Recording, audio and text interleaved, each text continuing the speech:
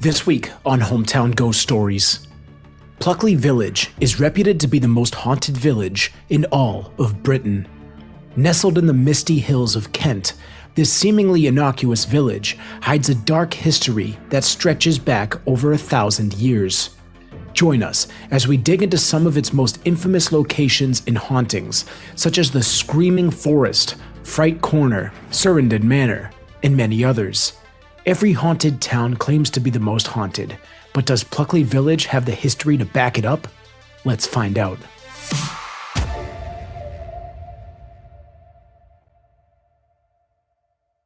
Hometown Ghost Stories contains serious and often distressing events and is not intended for all audiences.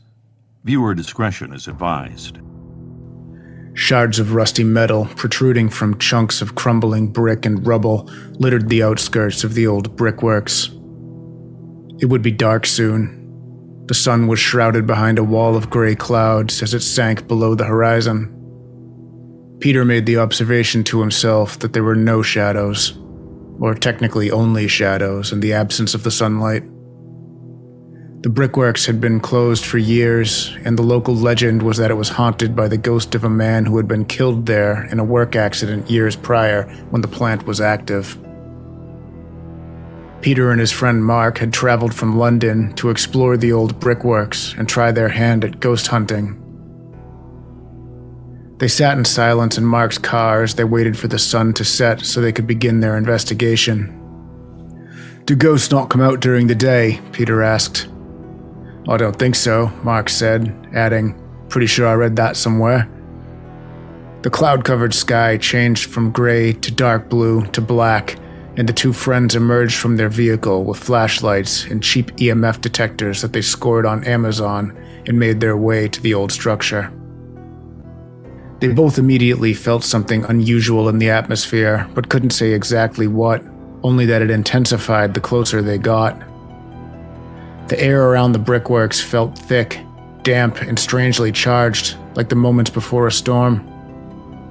Peter's flashlight flickered as they crossed the threshold of the old production hall, its gutted skeletal frame creaking softly as the wind whispered through the broken windows. Their footsteps crunched over the broken brick and twisted metal, the sound echoing sharply off the crumbling walls. "You feel that?" Peter whispered, his breath misting in the cold air. Mark nodded, sweeping his flashlight in a slow arc across the graffiti-smeared walls. He paused when the beam caught on a cluster of old, rusting machinery, half buried in a pile of rubble. The EMF detector in his other hand suddenly cracked to life, the lights on its face jumping erratically. "Must be some kind of metallic interference," Mark muttered, shaking it slightly. But even as he said it, a low rhythmic sound drifted from the shadows ahead. It was faint at first, just like the creak of metal on metal, but it grew steadily louder, becoming a grinding, groaning sound, like the tortured breath of a rusting iron lung. "What the hell was that?" Mark asked in a high-pitched, squeaky voice. Peter's pulse quickened, and he gripped his flashlight tighter. That's not wind." They took another cautious step forward, their lights cutting through the thick dust motes that swirled around them. Something metallic clattered to the ground just ahead, the sharp ring echoing through the ruin. Both men froze, eyes straining to see in the darkness. Suddenly, Mark turned towards Peter and blurted out, "I don't want to be here any..." But before he could finish the sentence, the squealing metal sound came back. It seemed to come from both nowhere and everywhere all at once. The grinding, squealing sound began transforming into a screaming sound that slowly started to sound more and more human. Peter dropped his flashlight and EMF detector and covered his ears. The devices bounced on the dusty ground, the lights indicating the maximum 5 on the EMF. That's when it happened. They both saw it. A misty white figure burst from the ground right in front of them. It was the distorted shape of a screaming man. The sound was coming from him. The men didn't even have a moment to react. They both just froze in their tracks as they witnessed the apparition that had appeared in front of them disappear back in the ground just as quickly. I'm Dave Wilkins, and this is Hometown Ghost Stories, Pluckley Village, Kent, England.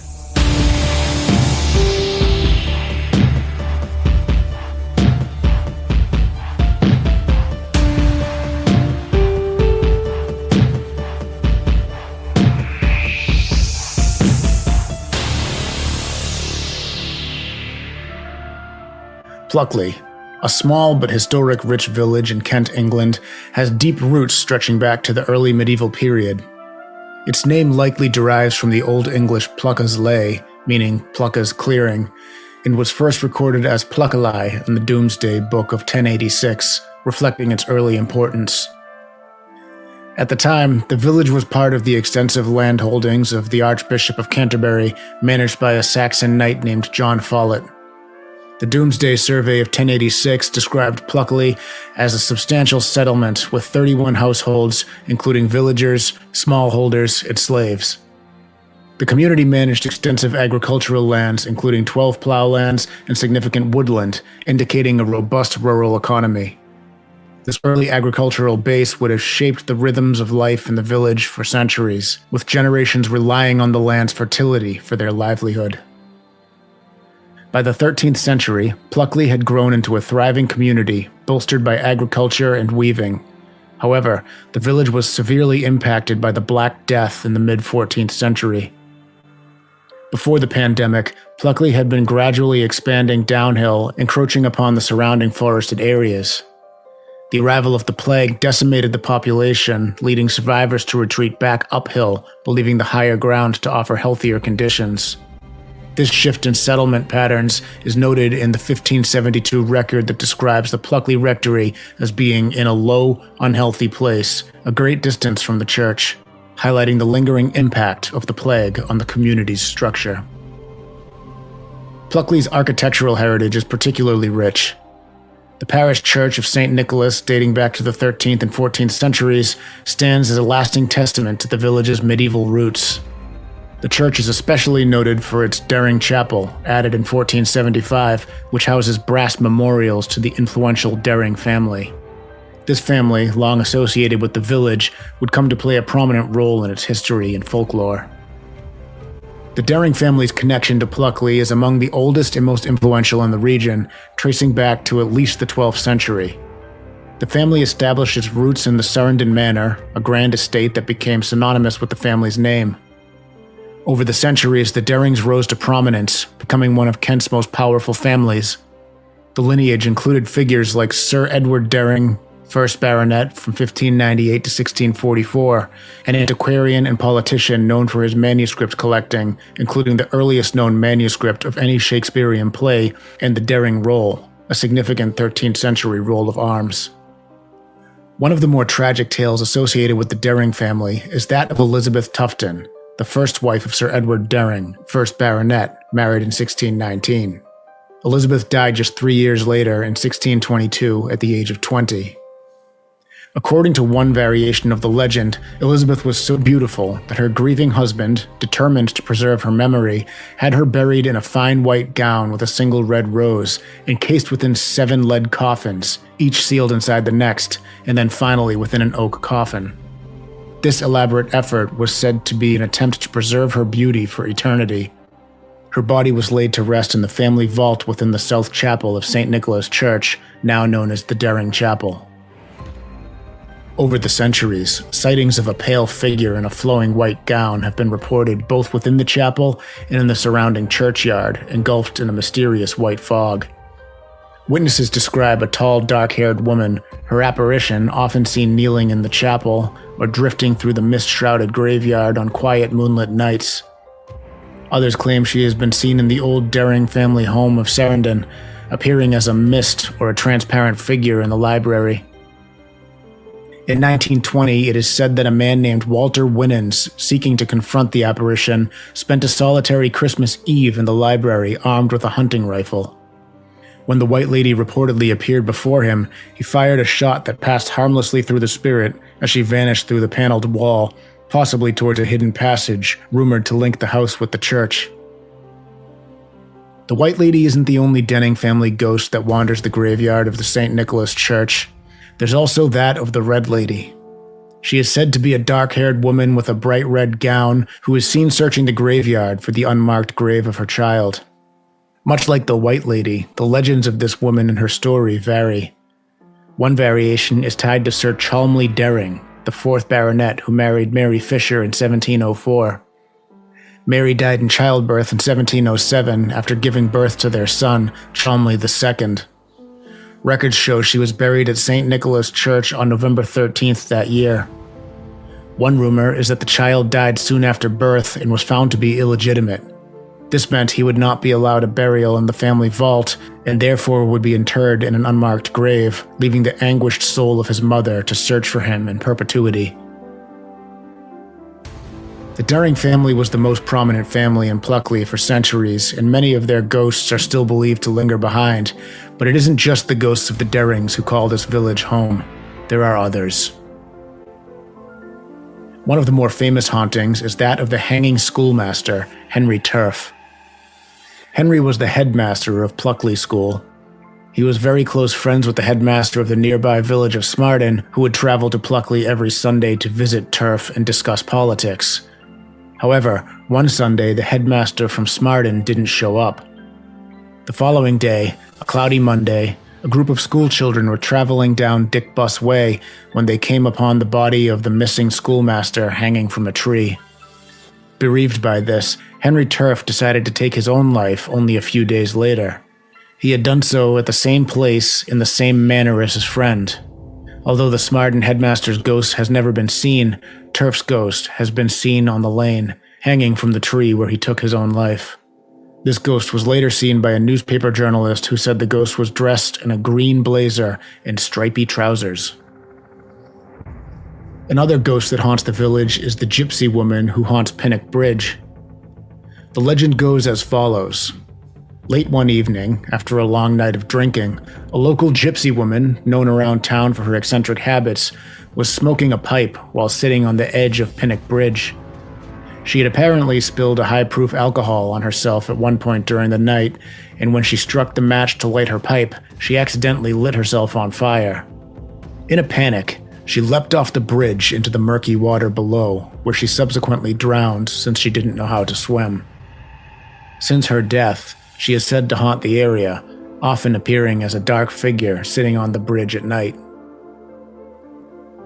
A traveling haunting also occurs throughout the village of Pluckley. This one is a phantom horse-drawn coach that commonly appears in the Maltmans Hill area. There are at least 3 documented sightings of this haunting, the latest of which occurred in the 1990s. One October, a lady named Peggy Theobald and her husband were driving home from babysitting their granddaughter just after midnight. At Pinnock's Crossroads, she could see a coach being pulled by horses with light coming from its windows. On another occasion, one local resident using the back roads to get home had the coach pass straight in front of him. In early November 1997, around 7 p.m., someone who was driving through Pluckley had the inside of their car filled with the sound of horses, hooves, and cobbles. At the time of this phenomenon, the roads were not cobbled, but had been in the past. All 3 of these instances occurred in different locations around the village. There is no known history that might suggest the origin of this haunting. Officially named Fright Corner, but more commonly known as Fright Corner, is home to one of the more terrifying hauntings. In the 18th century, a highwayman by the name of Richard Dubois frequented the area, terrorizing and robbing travelers on Fright Corner. His routine was to hide behind the large oak tree on the corner and jump out at his intended victim. One night, however, things didn't go quite as planned. Local lawmen were onto Richard, and they planned an ambush of their own. They posed as weary travelers and headed down to Fright Corner. When Richard heard them approaching, he leapt out and was shocked to find several lawmen armed with swords. A vicious fight broke out that left Richard run through and pinned to the oak tree with the lawman's sword. To this day, people have claimed to see the battle replaying. Others have claimed to see the apparition of the tree with Richard pinned to it, despite the fact that the tree no longer stands on Fright Corner. Daring Wood, more commonly known as the Screaming Woods, lies near Pluckley Village. Named after the influential Daring family, the woods have been the source of countless legends and unexplained occurrences for centuries. Historically, the woods are said to be haunted by various apparitions, one of which is the ghost of the aforementioned highwayman. His ghost is not only seen haunting Fright Corner where he was killed, but is also believed to wander the forest paths. Another story involves an army colonel who allegedly unalived himself in the woods, with some claiming to see his transparent figure marching through the trees. In more recent times, the woods have been the center of modern folklore. On Halloween night in 1948, locals reported mysterious lights and sounds emanating from the forest. The next morning, over 20 bodies were discovered without visible injuries, leading authorities to attribute the deaths to carbon monoxide poisoning, a conclusion met with skepticism. Similarly, in 1998, 4 college students vanished after entering the woods, with witnesses reporting strange lights in the sky. While these tales contribute to the woods' haunting reputation, it's worth noting that some accounts, particularly the modern ones, are considered to be fictional stories or creepypastas that have circulated online.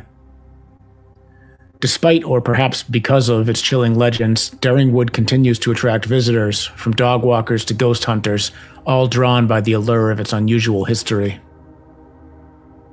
Greystones in Rose Court, 2 of Pluckley's more storied properties, are said to harbor their own ghosts.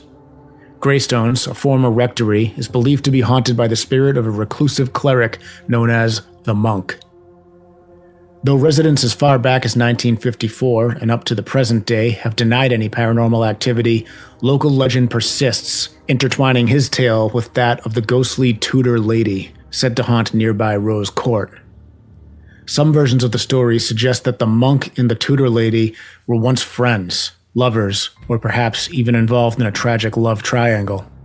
It's said that the monk died of a broken heart, while the lady, stricken by despair, took her own life by consuming a fatal concoction of ivy and other poisonous berries as she gazed longingly from a window towards the Greystones.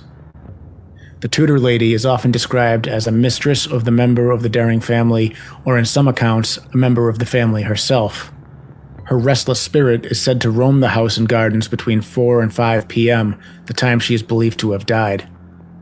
This is also said to be the time when the hunting dogs in the nearby kennels were once fed, their barks and howls perhaps masking the final desperate cries of a heartbroken woman. It's said that after the kennels were moved, the sound ceased and her spirit fell silent. These hauntings really just scratch the surface of the village of Pluckley, which holds the Guinness record for the most haunted town in all of England. While many of the towns we've covered on this show have boasted the title Most Haunted, Pluckley Village is so far the only one with an official record to back it up.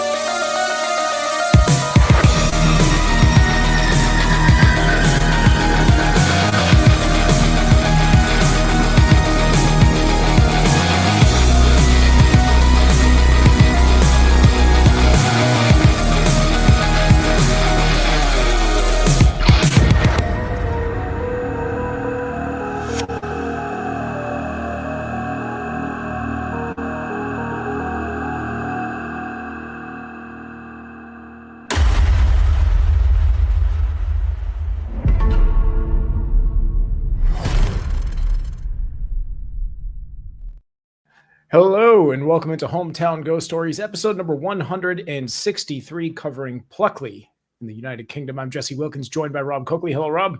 I need to know what research Guinness did to officially give them this title. That is a wild fact. The number is less than I would have imagined, but the village's haunted status was cemented in the 1950s by local resident Frederick Sanders, who documented many of the ghost stories in his writings, including his memoir, Pluckley Was My Playground, in 1955. So in 1989, the Guinness Book of World Records recognized Pluckley for its 12 official ghosts. So 12 was enough, though the category is no longer monitored. So they went with the Chris Farley method from Saturday Night Live when he just says that he saw the most bats ever, and he saw 2. Hey, if it's documented, it's documented. We're also joined by Dave. Hello, Dave. Hey, thanks for having me. Thanks for being here, Dave. Anytime. Long time no see. We just got back from our voyage like an hour and a half ago. So we're going to do our best here, folks, but it was a long weekend. For those who didn't know, we traveled around. We put a whole bunch of stuff on Patreon, so make sure you check that out. But we went to 3 different very haunted locations, visited like 45 states in the United States, apparently. I don't know how they were all 40 minutes from each other, but they pretty much were. So it was quite the voyage. If you want more info on that, make sure you jump on Patreon if you haven't, and have a look. Have a look. Yeah, so we were in Kansas and Iowa mostly for our investigation, as MJ says. How was Iowa? Iowa was what I expected Iowa to be, which was a lot of nothing in between towns, but got to see a dream location. We got to go investigate the Velisca house. So that was amazing. And as Jesse said, we're not going to say too much more. There are a few things that I cannot wait for everybody to see. So get ready for Halloween season this year, folks. It's going to be a doozy. That's right. We were actually at the Velisca Axe Murder House like 18 hours ago. Yes. It Yes. wasn't that long ago. Today we were there. That's true. Today, this morning. It But took over. we're- Matthew asks how the pizza was. I don't think we tried pizza while we were out there. We did some Kansas City barbecue because we did land in Kansas City and went to a really good barbecue place actually. So Yeah. Superior to Texas barbecue. I did not vote on that side. It's very close. It was they were both very good, but I think Austin, Texas had the slight edge. However, we didn't hit enough spots, I think, in Kansas City to really. I think we got to go like the best of the best, to really compare it with the best of the best of Austin. I think MJ might have been our waitress last night at the steakhouse. Really? No, that's fine. Good steak in whatever state we were last night. That That was good steak. That was very good steak. The onion rings were fantastic. Yeah. So that was some good stuff. But back in Massachusetts, we are, and back in the great country of Britain to cover Pluckley, the record holder Number for one. the most ghosts, which is 12. Well, to be fair, it says the most haunted, right? Like one ghost could be it could be like a super haunted ghost, right? Like the hauntings are so intense that it's just the most haunted house because of that one intense ghost, right? So it might not be like a quantity thing so much as a quality. The quality of the hauntings could be much higher in Pluckley. Can you create a scale off the top of your freshly rested mind to tell us about how you would rate the quality of a ghost? I guess like if it shows up and Oh. you can see it, that would be like the top tier quality, I think. I think consistency helps too. So if there's a haunted place and ghosts are frequently haunting there, and every Friday you get the same little residual haunting or something like that, that's a quality ghost. It's doing its job. Quality haunting. Another example would be if a ghost like fucking screams at me or something, like the screaming man in Pluckley, which was the first ghost we talked about.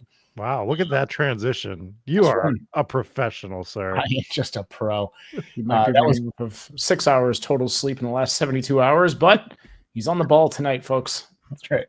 I have one of those rings that tracks your sleep, and I officially got 3 hours and 12 minutes of sleep last night. Oof. It's not enough. So Not great. working with what we got here. I found some pretty weird facts about Pluckley that don't have anything to do with the hauntings that I'd like to talk about first. The first one is the smuggling tunnels. The smuggling. Not snuggling. Oh, That would be too wonderful. Smuggling. Something far more nefarious. all right. Tell me about the smuggling tunnels. I guess unwanted snuggling could be nefarious. Yeah. You don't want to go in these tunnels and then all of a sudden you're starting to get snuggled with. Yeah, it's no fun. Terrifying, actually.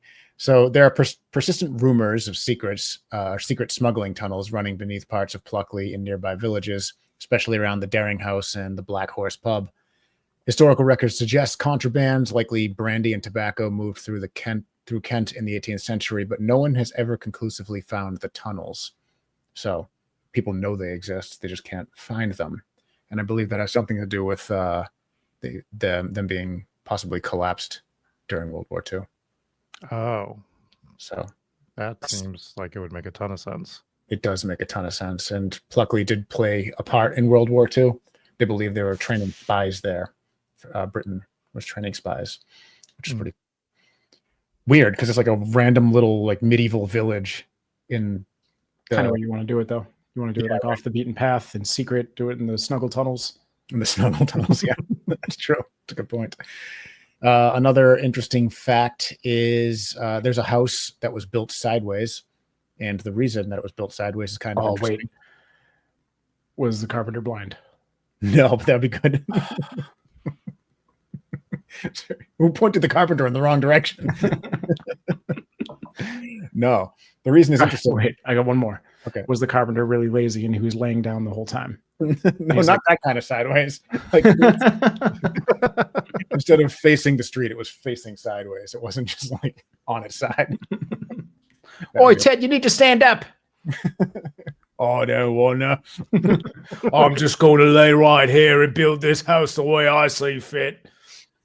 That's how we were going to do the show tonight. That's how we should have. We could have done it in the snuggle tunnels, all cozy, getting our sleep in. No, the reason it was built sideways was to avoid taxes. So this is weird. So the cottage is just outside the main village center, and it was built with its narrowest side facing the road and the broader side facing the backfields. And the reason is because in the 16th or the 17th century, England introduced a tax based on the number of windows a property had. So the idea was that wealthier people had bigger houses with more windows, and that would mean they'd have to pay more tax. So this house was built sideways because there are fewer windows on the side of the house. And if the side of the house that has more windows faces like a private land, the tax collector was less likely to walk by and notice the windows. So there were actually several houses throughout England that were built this way. And another thing that's common in England, not just Pluckley, was you'll see like houses with bricked up windows. And that was another way of people getting around paying taxes. They would just brick the windows up that have fewer windows and pay less taxes. So if you're ever in England and you notice a whole bunch of houses with bricked up windows, that's the reason why. Gotham, go get the bricks. I actually like that. I'm on board with that. Yeah, I think it's pretty good. Not nearly as sideways as I wanted that house to be, but that's fine. No, actually, I didn't even consider like a house laying on its side. That would have been much funnier. And then the last weird fact about Pluckley that I have is the school bell that was heard after it was removed. So Pluckley's old village school was demolished decades ago, and it had a bell that was removed and donated to another town. However, villagers reported hearing it ringing for several months after it was gone, sometimes at odd hours. So some claim it was a ghost, but there's a historical oddity here. The bell was apparently miscatalogued and lost, and it never made it to the town it was donated to, and nobody has any idea where it ended up. Oh no! So people just hear this phantom ringing. Some guy just has some awesome bell in his house. It's just in the living room. You would have to. I would do it. I would do it like on the same day every year, or like pick a day every month and ring the bell. I feel like you'd be able, like, if it went to like somebody close by, like if it just went to the neighbor, I feel like you'd be able to tell. Like whenever it's dinner time, you just hear "time for dinner" and just bong, bong, bong. You're like, I think that guy's got it. I think he's got the fucking bell. He's got it in his kitchen. He's using it as a dinner bell. The guy with the giant bell club and the shit-eating grin that just ran out of his house to see everybody reacting. You think it's that guy? He just carries it around upside down and drinks out of it. Just a whole bunch of beer. Also great. Absolutely. So that does it for my fun facts about Pluckley. So I guess on to the hauntings. Before I get into the hauntings that I have, there was one location that I didn't mention in the episode, and it is a pretty major haunted location there, and that is the Black Horse Inn, and it's a tavern. And Rob, I believe you have some info on that, yes? Yeah, so it looks like from what they can gather, it was originally built in around the 1450s as a farmhouse. It became a public house in 1474. It was later used, they think, as the bailiff's residence for the Daring estate, which I'm sure we're going to talk about a little bit more throughout this episode. It's got quite a few hauntings. There is a phantom / poltergeist that they have here that they say moves glasses, dishes, cutlery, and personal items around. Items disappear and reappear days later in their original place, often blamed for playful or mischievous occurrences. And dogs react to an unseen presence, unexplained cold spots, oppressive atmosphere, and a sense of being watched is all the characteristics of that particular ghost. But guess what? Because we're in Pluckley, there's not just one ghost, everybody. There's more. Was that your English accent? Very good British accent there. No, that was my game show accent. Oh, very good. Very close to your 1920s accent, but that's okay. No, it's not. It's completely different. Not the same thing. Rob has one accent and one accent only. He applies it to several different situations, but that's okay. There's the Tudor maid, seen in Tudor era clothing by the fireplace, appears to turn a spit or tend to a fire, then vanishes silently, which sounds like a residual haunting to me. It very much does. And then there is the Cavalier spirit. It's LeBron James. I'm just going to cut to the chase. It's not LeBron James because he's not a Cavalier anymore. And he's not dead. You don't know. Also not dead. Yeah. Dressed in You never know. If you've seen some of those flops after those injuries, you'd think he might have died from one of those. Oh my gosh. Dressed in 17th century Cavalier style garb, seen moving between upstairs rooms, smiling but never engaging, frequently vanishes mid-step or behind walls. So that's the info that I got. It did temporarily close in November of 2023, but new ownership opened it in 2024. So yeah, it is. Unfortunately, it seems like the new owners have distanced themselves from the haunted reputation. So there's still strange occurrences inside the building. Equipment still acting up. That was mostly reported during renovations, but it seems like they're trying to distance themselves a little bit from the haunting. Yeah, you got to when that's what your whole town's known for and what people are going there for. You might as well not play into it. Like, what are we doing here? Yeah. But it is interesting, the whole dog thing, because they're barking at empty spaces. Apparently, a lot of them, like, they won't go into certain empty rooms. I mean, how many dogs are in the pub? I like pet-friendly pubs. Yeah. Pet-friendly breweries. That's fun. A pub full of dogs is fun. Pub. Pub. Yeah. Pug. I like it. Pub. But I can't keep doing this. I don't know what's happening.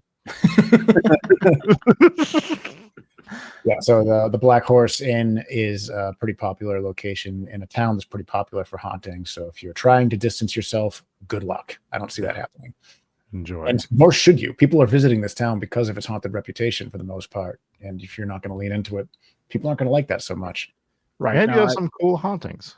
I do want to just refer to the year that the post was that I pulled that from, because it might have other owners now that maybe they don't, and I don't have a date on this, so I'm not entirely sure. 2017. So but by now, yeah, the new owners might actually embrace the haunting. So don't quote me on that. Don't go in there and be like, "Why don't you like ghosts?" Jesse said you don't like ghosts. Yeah, so that's the tavern there. So if we ever do go, we know where to go get a drink and shake the owners down to show us where the ghosts are. Show me your ghosts. That's what Jesse does. That's his job. That's true.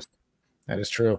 So on to a couple of these crazy hauntings in this crazy little town. So I started off my episode here with the ghost of the Screaming Man, and this occurs at the Brickworks, which is an old abandoned brick and clay pit that apparently there was an accident at in the past. So there's two possible stories that lead to this haunting, and one is that an accident occurred at the old Brickworks, and this is what created one of Pluckley's ghosts. And basically what happened was a man was killed when either a wall of clay collapsed onto him or he fell into a clay pit, depending on which version of the story you are listening to. You're supposed to be able to hear his screams to this day.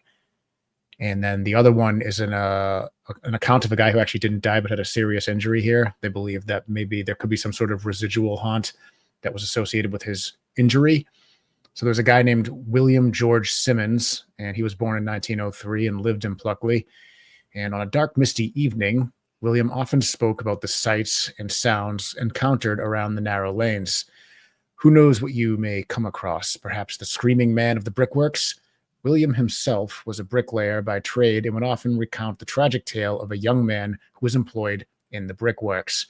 This poor young man lost his arm in machinery, and it is said that his screams could often be heard at night echoing through the woods. So these two stories slightly differ. Either one of them could lead to this haunting.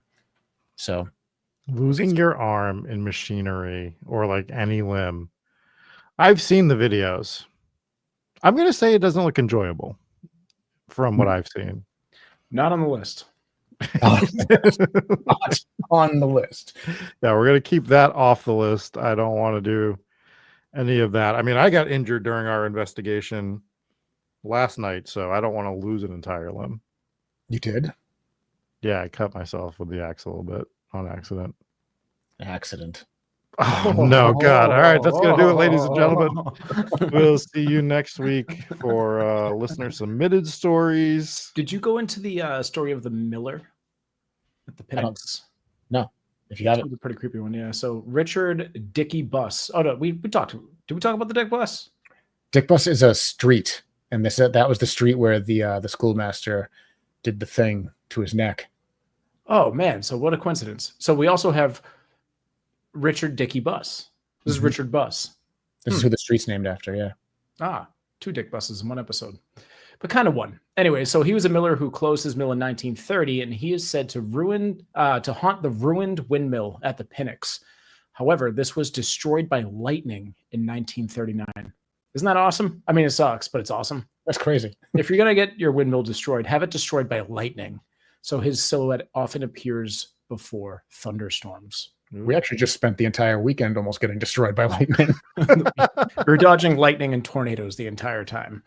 There was off topic slightly, but the entire time we were in Kansas and Iowa and Missouri, constant tornado warnings. The entire time we were there. It's terrifying. Yeah, but it was perfect. Like, I know we're not trying to jump too much into the investigation that we did, but it was not raining before the investigations for the most part. Then we do the investigation, and it was thunder and lightning, which led to some really cool video shots of lightning striking behind all of this. So whenever we do release these episodes, when you see all that lightning, not CGI'd, we just had thunderstorms, and it really made everything like 100 times more terrifying while we're doing the investigation. Just thunder and lightning is cracking outside. Do you think our listeners think that we could CGI lightning? We're lucky we could string together some videos for these episodes. Yeah, that's true. Overlaying lightning is pretty easy, but making it light up with the building is not something that we're ready to do yet. But the mill's closure and destruction are documented, lending some historical weight to the tale in the sighting. So locals associate his appearance with impending bad news or storms. Now, I think it's safe to say that if his ghost is appearing during thunderstorms, it's already there. The storm's already there, folks. You're not predicting anything. Like, oh boy, I think a storm is coming. Like, it's literally thundering and lightning already. Yeah, thanks for that. But that's pretty He's cool. always right, though, if he does it that way. Never wrong. He's more of a weather observer than a meteorologist. Let's just say that. Matthew Thomas over here saying UFC Dave was scared of a tornado warning with a cry laugh face. Dude, imagine thinking you're tougher than a tornado.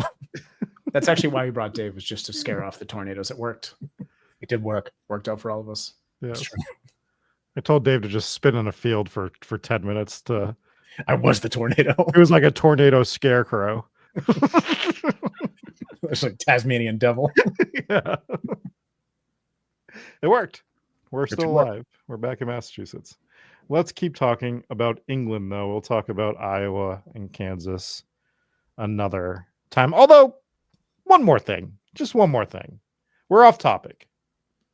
I ordered a coffee in Iowa yesterday, and I asked for sugar in it. And I thought my waitress was going to short circuit. She had no idea, like, what to do. She was like, "What do you mean?" I was like, "Sugar. You just put it in the iced coffee." She's like, "Like chocolate syrup?" I was like, "Sure, let's do that. That's fine. Whatever. just do something for me here." She had no idea. I was truly baffled. I was even more baffled than she was. I was like, "Wait a minute, this is not like a normal request. Put sugar in the coffee." Are we not putting sugar in your coffee, Midwest? What was happening over here? No, she was nice, and this was a nice restaurant. Not the one that with the waitress in chat, but there was the same one where I was like, "Can I just get a nice coffee black?" She's like, "But what kind?" Like, just iced coffee black, please. What else could I mean here? Yeah. Yeah, it was Oh, a yeah, not to confusing knock one. the restaurant. It was a good restaurant. Yeah, actually, the Midwest had good food. I had no issues with the food out there. I think every spot we went to was good. Yeah, Mm. absolutely. All right, back to England. People want the accents. People want the ghost. People want to know why they should go to Pluckley. Mm-hmm. That's right. So the next location, pretty major location, is the Surrendon Daring and the St. Nicholas Church.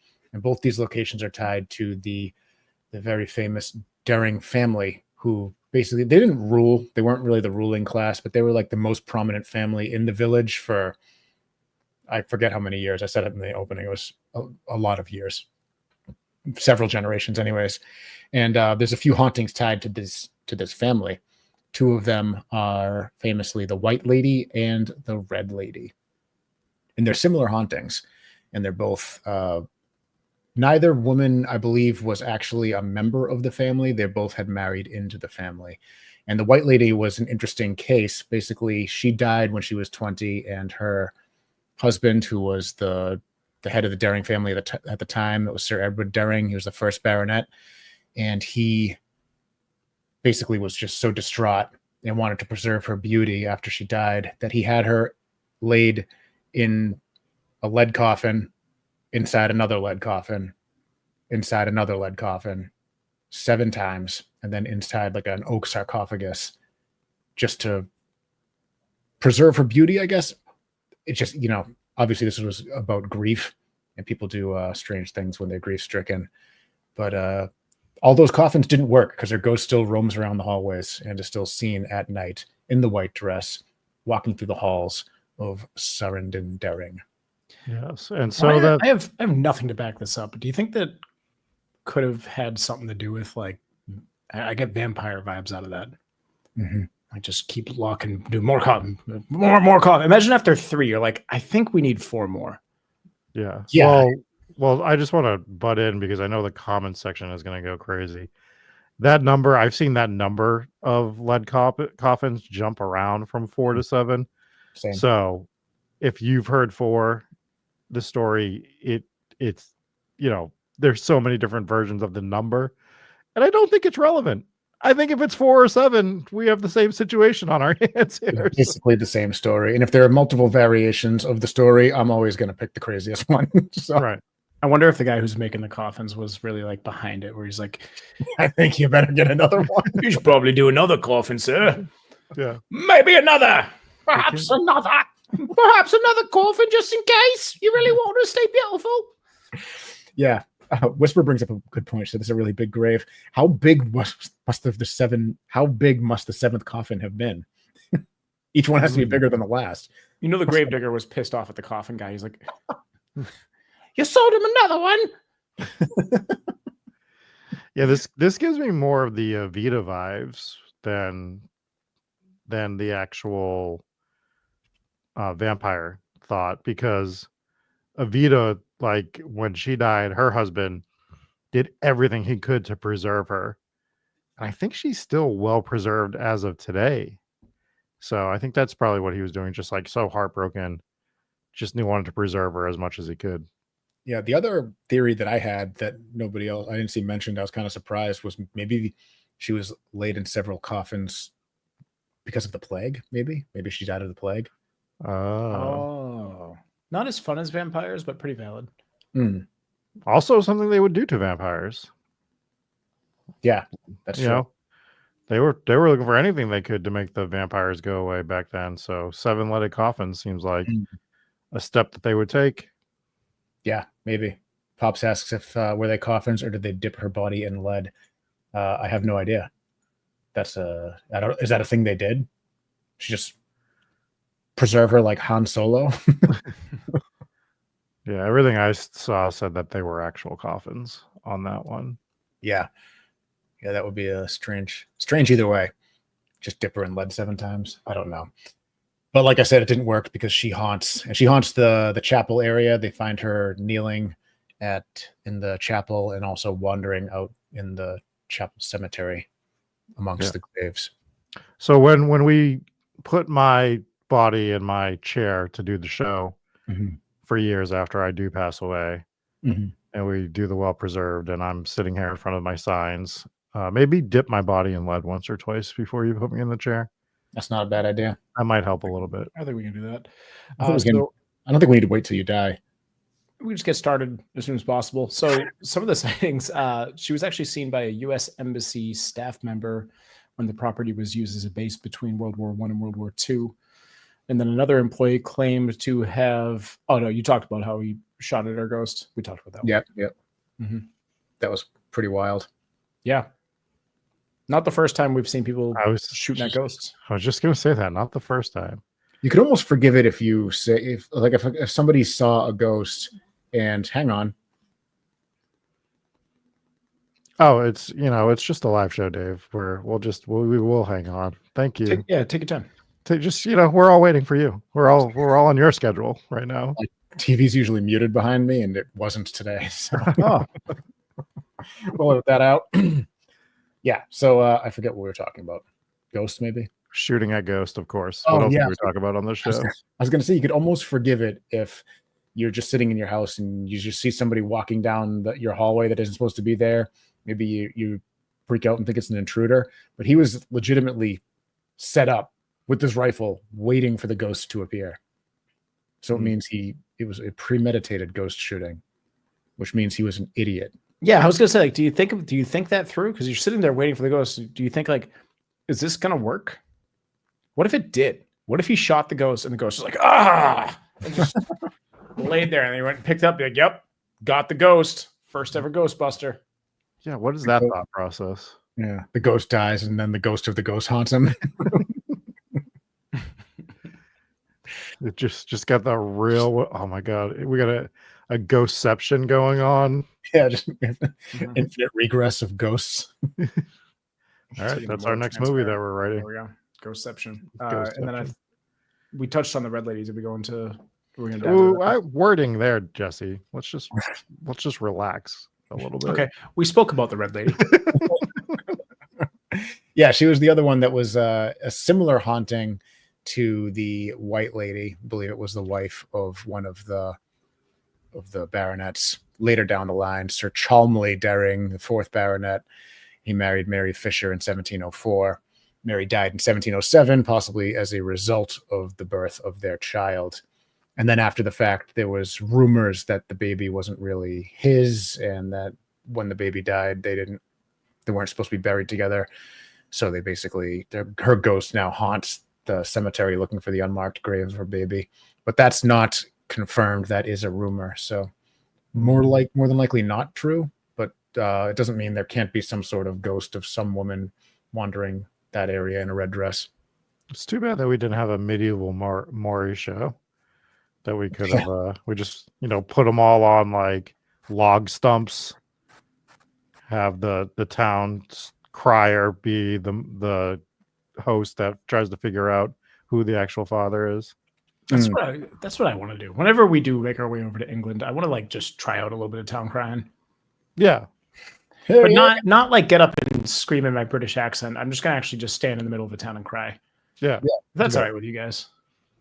It should become part of our newest tradition as we travel. Honestly, if we had one more ghost investigation on that trip, I would have just stood in the middle of the town and cried. So. 3 investigations, 3 nights. I definitely don't think I could have done a 4th. Yeah, 3 might have been a bit much. Anyway. We might have to do 16 when we go to Pluckley, though. That's right. Or at least 14. Yeah. I mean, we have to find new ones, too. To carve our own path there. That's right. The next one was the ghost of the hanging schoolmaster, which is a pretty creepy haunting. And there are several different versions of this story. And so I'll just go through them. The first version is the body of the schoolmaster that is suspected of having done the thing after World War I. I have to say things like did the thing because YouTube and they're very strict and they'll demonetize us and whatnot. So use your imagination. What he's referring to is starting a pottery class. Yes. Yes, he started the pottery class.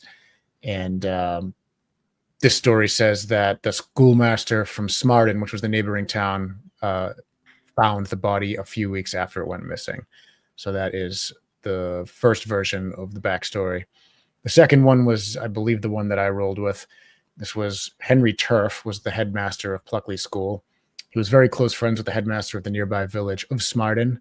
He would travel to Pluckley every Sunday to visit his friend, and they would discuss politics. However, one Sunday, the headmaster from Smardon went missing. He was later found on the land leading to the mills. He did the thing in a tree, and then bereaved by this, Henry Turf decided to do the same thing only a few days later. He had done so in the same place and in the same manner as his friend. Although the Smardon headmaster's ghost has never been seen, Turf's ghost has been seen on the lane doing the thing from the tree where he did the thing. Jesus. I'm trying to reword this as I'm reading it in real time. So many pottery classes being started up in one story. Why are we not going with the unaliving word? I don't know. This ghost was later seen by a newspaper journalist who said that the ghost was dressed in a green blazer and stripy trousers. Hell Which is yeah. an amusing way to describe a ghost. That's what I'm wearing to the wedding this weekend. Was wearing stripy trousers. And then the third version is in the 1920s. At the end of Dick Bus Lane, a group of children on their way to school came upon the body of their teacher doing the thing from the branch of a tree. The reason you got to use a different. I hate term it here. so That's much. so bad. Okay. You can't say he was. You can't say he was on Dick Bus Lane doing the thing. None of us are thinking what you're thinking. Yeah. What are we doing here? The reason for his self-swinging was never discovered. On certain nights, when the light breeze rustles the trees. Everyone knows you can't swing on Dick Bus Lane. You definitely don't want your students to find you. His ghostly form is clearly seen swinging back and forth, hanging from the branch where his living form breathed its anguish last. And then the fourth version. In his life, his name was Henry Turf, and he was the head of Smardon School, so not Pluckley. And every Sunday, he would journey to Pluckley to meet his good friend Richard Buss. This actually just sounds like the first version, just they switched the names. He supposedly became the Phantom of the Pinox, and the pair would discuss politics and other topics of interest. One Sunday, however, the headmaster did not appear, and his body was found swinging from a tree. Ever since his apparition has been spotted, still hanging from that very same tree, which grows in the lane leading toward the old mill. Okay. I abandoned my euphemisms there by the end. Yeah, you just gave up there. We were all witnesses to that. So the backstory is no one really knows. And basically they make up their own stories as to what the source of this haunting is. But the haunting apparently is seen by lots of people, always in the same area. Although I do think that the backstory to this is debunked. So there are no where am I here? Take your time. Basically, the Henry Turf was a what'd you say?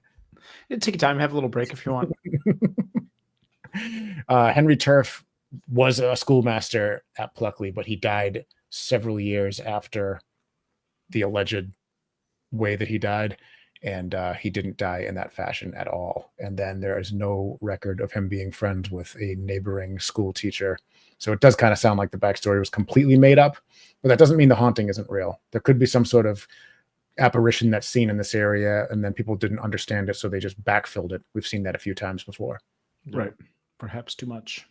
Perhaps too much. The Highwayman is the next ghost that I talked about.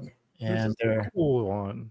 Yeah, this is an interesting backstory. So basically, this is Fright Corner, known locally as Fright Corner, which is a really cool name for Like that a lot.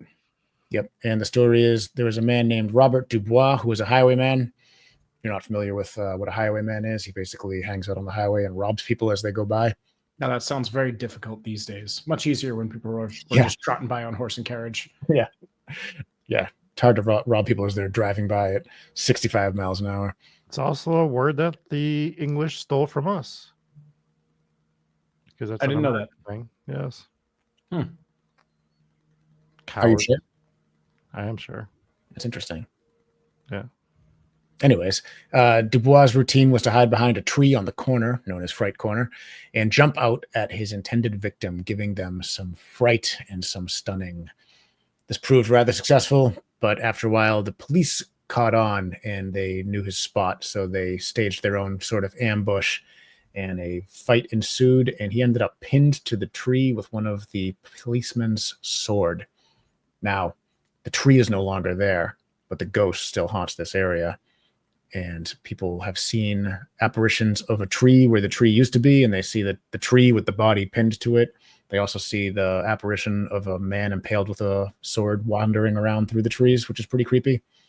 And they attribute this haunting to that of the Highwayman. Yeah, they don't. God, I forgot what I was going to say there. I had a whole thing going there, and I just lost it. Yeah, it happens. Yeah. The policemen with swords, not something you see depicted too often. Yeah, it's a good point because you don't think about it. But during this time, police weren't carrying pistols. It was the 1700s. Pistols existed, but they're impractical, right? They're like the muzzle loading. You're gonna shoot it once and then reload it with the thing and the black powder, and you got one shot, so you better not miss. Probably like, I'll just use a sword. Yeah. Also, if you're gonna do this, you don't keep doing it from the same spot. Yeah. That's Rookie move. Terrible criminal, giving a bad name to all Roberts everywhere. We denounce him. Yeah, there hasn't been a good one. Not because he's a thief, but because he's an idiot. Which most Roberts are. No, it's not true. We are smart people.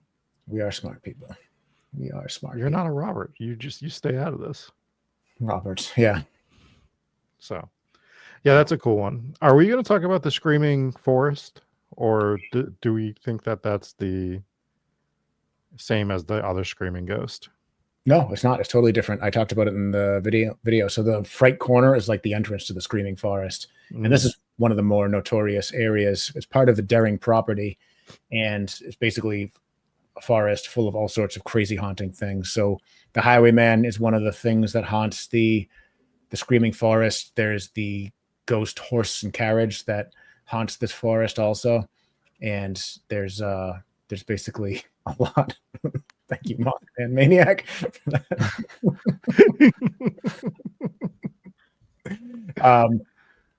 But yeah, there's a lot. And then there's phantom screaming in this forest. And then even more recently, other strange things have happened, like people being reported missing and like entire school classes going missing. That's not good at all. Yeah. A lot of this stuff is, there's no like documentation for it. It just sounds like a lot of like rumors and stuff that kind of just showed up on Reddit. So, but it's still the very notoriously haunted forest. Yeah, one thing that I did see that people are trying to claim to debunk it though is there are a lot of foxes that are in this area. Mm-hmm. And I don't know if you ever heard like the mating call of a fox or like some of the noises that foxes make. Mm-hmm. There's a whole song about it. There is. but seriously, like they sound like people crying out and screaming. And if it's nighttime and you're in the forest, it is probably absolutely terrifying. Yep, absolutely. And there are people that believe that La Llorona is just foxes. That's so much less fun. It is. It is so much less fun. I don't buy it. Yeah, debunked. Yep, debunked. Defoxed. On that one. Been defoxed. Defoxed. The other haunting that I thought was pretty interesting was just the unluckiest lady, this poor gypsy woman who was just trying to have a good time. And she went out and got a little too drunk and spilled some booze on herself. And then she was hanging out by her favorite bridge and went to go light her pipe and accidentally set herself on fire, panicked, and fell into the water and couldn't swim. So like, problem solved, you're not on fire anymore, but now you're screwed because you can't swim. And she drowned. Yeah.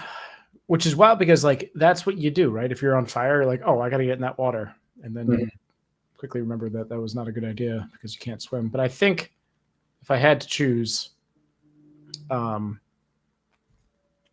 probably wouldn't want to do either. Yeah. Yeah. No, neither are good options. Yeah. You pick two bad ones. You definitely don't want to do both at the same time. No, definitely not. That's terrible. So yeah, not a big fan of that. Right. But yeah, Pluckley sounds like a pretty wild place for hauntings, as far as hauntings go. Yeah. Yeah. There's so much. There's so much. I'm glad you did this, because I was telling you off air like a week ago when you said you were doing this episode.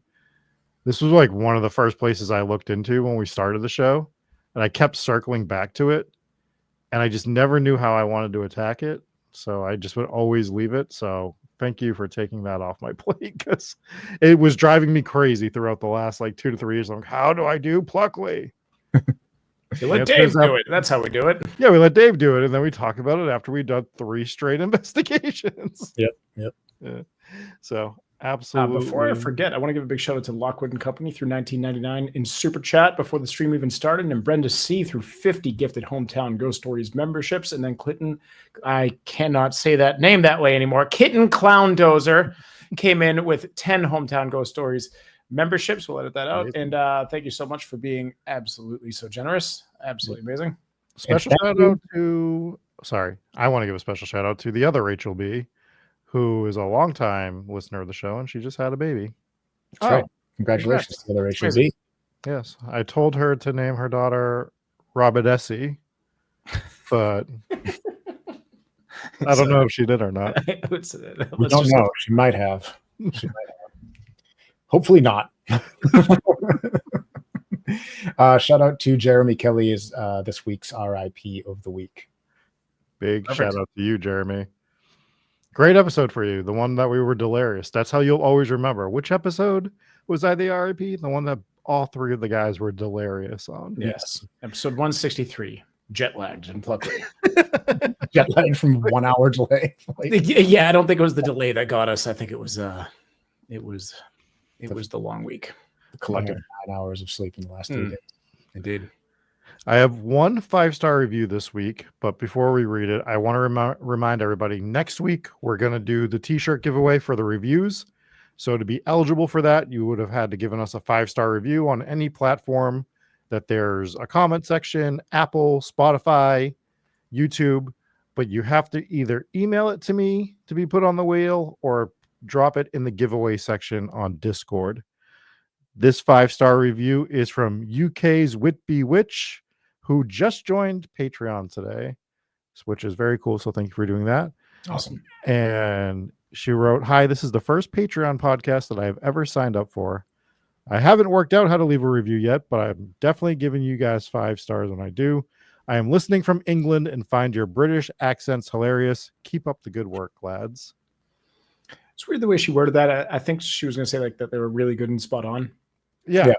I think that's what historically accurate. Yeah.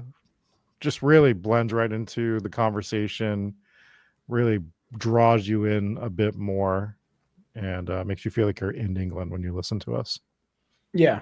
Demon King says, Jesse, Rob, Dave, I'm so bummed out that I wasn't able to make it down to Atchison while you guys were there. Was dealing with being sick. Sucks. I wanted to get my HTGS cat signed. I have some questions. We haven't given out any cats. Maybe a cat sticker. I don't know. Speaking of stickers, we will start doing the sticker giveaways again soon. Not tonight, but we will start spinning the wheel again. It's been a while. Courtesy of Taco Violator, who sent in a bunch of brand new stickers. So we are replenished with so many stickers to give away. We'll usually throw a couple of stickers in with some purchases. That's your wheelhouse there, Dave. But yeah, maybe we'll get a couple bonus stickers in with the purchase. So without we will not sign live animals, by the way. Like I think that's where we're gonna draw the line. Mm-hmm. Yeah. We will brand them. We have HGS brands. Yeah, but just kidding. We won't do that. We will not hurt animals. All right. Let's thank our patrons real quick, starting with the VIPs. So instead of branding your cat or dog, we'll actually just brand Rob in front of your cat. So you can watch. Traumatize your cat. Yet again. Yes. All right. I could be the new screaming ghost of the woods as I run. It's just Rob getting branded again. No. All right, let's start with our VIPs. Kicking it off with Rob calls his belly button his snuggle tunnel. Dave refuses to call it that. We're kicking it off with a bang. My name is H.H. Holmes, and I approve this message. J Gooch 725, Jennifer A, Nick M, Casey W, Brandina 77, Kathy F, Kitten Clown Dozer, Ghost Nurse, JP, Another Vice. Dave has a new kangaroo onesie with a bottom flap. West Virginia Coal Miner. Hear ye, thou art not the papa. That's how the Maury episode would go. Nefarious, So good. Nefarious, Unwanted Snuggling. Kate and Steve M, Glitter Tease, Cammy from Washington, Kelly C, Jennifer P, Liz Young, Donnie N, Inspires Gaming, Allison V, Robert H, Anna C, The Grim Reap Bird, Mom and Pops W, Father Squatch, The Elder, Lisa J, and Hometown Pottery Classes with Patrick Swayze. Hell yeah. That's a ghost. Yep. That's a ghost. I remember one time I turned on that movie. I was like, this sounds like a haunted movie. Not So- really. I was so disappointed. It was not a horror movie. It was just incredibly sexy the whole time. This isn't what I bargained for. Anyways, hopping into the Warren's Wards, we have Karen S, Mothman, Snuggling the Lady in White in the Tunnels, Lisa G, Draw Me Like One of Your French Ghosts, Susan C, Degenerate, Gambler, Voodoo Ghost, Who Shouldn't Have Hit on 19, Jamie E, T-Cat, Whisper, Jeremy M, Beth C, Rachel G, Sarah B, Her Lady Spookship, Victim of Ohio, Morgan S, Colby Forgot, Kath Q, Chris C, LBPS founder. We have the other Rachel B, Sarah Cook, Mar Fire, Lily, Anthony T is a man of the people, but the people don't seem to like me. Well, we like you, Anthony T. Rob's belly button has its own snuggle tunnel. We have 2 snuggle tunnel, but a belly button comments. Look at that. Never gonna give you up. Never gonna let you down. That's right. That might be a reference Patreon members would know. Yep. Y'all must be devils because it's hot in here. And Seth on guitar. Thank you so much for being part of the Warren's Wards. And finally, we'll hop into the Ghost Pirate Mafia. And we'll kick that off with UK's Whitby Witch. UK's Whitby Witch. Cassidy Jones, one of our newest Patreon members, actually had the pleasure of meeting Chastity at the Sally House. Full disclosure, I thought Dave was there, so I opened the door and it was strangers. And I was like, hello there. And that's how we met Chastity. And now she's on Patreon. We have Shaggy Bone 33. We have I Am the Vertical Kilt Wearing Taco. GS Warrior, Cole to the Miscellany, GOB, Grim B, D the Lobster Dancing, Banana Land, Dinosaur, Monster, Just Ghostly, Witchy Kitty 416, Deb 62, Karen L, Michael M, Gotham and Waffle, Amber R, Brant C, Mrs. Nardozzi, Shane O'Mac, Joe, Trevor S, Christina S, Kate C, Kelly C, bloop, bloop. Crazy Legs, I believe in Rob Moss much as I do Joe Hendry. I will continue reading it just like that with that extra letter in there. Cowboys are the worst franchise ever. Miss Macabre, Michelle, Noroku, Cold Warrior, the long-legged ghost of John Holmes, D from H-Town, Meta A, Monster Mom 04, Wicked Alley, Dark Snark, Rob's belly button looks like what happens when you microwave a bar of soap.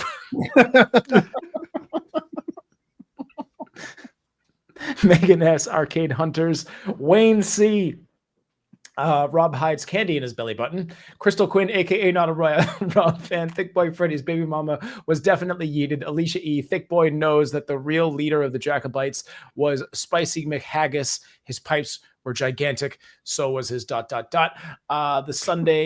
This Sunday, the Black Monk of Pontefract versus the Monk of Greystones. Oh, we'd like to see that matchup. Sanford and Paul, Joe R, Al Capone, Huggy Bear. Brennan is going to Nashville to take his daughters to see Jesse's favorite band. It is Creed. I knew it. Solar Flare, Mariah M, Kira Lee J, Cody G, Hooply Whooply, Soph, and we changed it. It's Sergeant Thaddeus Lungfwomps. Perfect. Thank you so much for being on Patreon. You can sign up, get ad-free episodes, bonus episodes, goodies, discount codes, all sorts of fun stuff. A bunch of exclusive content is up there now. So if you haven't been on Patreon this week, make sure you check out some of that stuff. And Papa Squatch finishing off the stream with $20 in super chat says Rob has a lot of stuff in his belly button. Hope this helps clean it out. Thanks again to Lockwood and Company, Brenda C, and Kitten Clown Dozer, and again Papa Squatch for your donations today. It's very good. We'll be back with so much more energy next week, I promise. And listener stories next week. Send in your ghost stories. Send in your ghost stories, and we will read those out. It's going to be a listener-submitted ghost story next week. If you haven't already, drop it in Discord. If you are not a member of the Discord, you should be, but you can email it over hometownghoststories@gmail.com. If you sent your story before and we haven't read it on the show, feel free to send it again, and perhaps it will make it on to the show. Yeah. And I think that will pretty much do it ladies and gentlemen. Anything else? That's going to do it for me. Cool. Well, thank you all for tuning in, and we'll see you next time. Bye.